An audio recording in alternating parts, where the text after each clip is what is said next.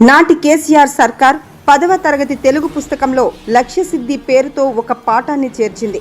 కేసీఆర్ ఆస్థాన దినపత్రిక నమస్తే తెలంగాణలో కేసీఆర్ కు భజన చేస్తూ ప్రచురించిన సంపాదకీయాన్ని లక్ష్యసిద్ధి పాఠంగా మార్చారు.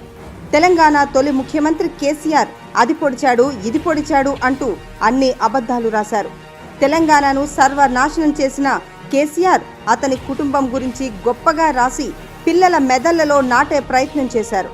విద్యార్థులకు ఉపయోగం లేని అలాంటి పాఠం స్థానంలో తెలంగాణ కోసం పోరాడిన వారి గురించి మరో పాఠం పెట్టి ఉంటే బాగుండేది. ప్రస్తుత ప్రభుత్వం అదే పని చేస్తుంది.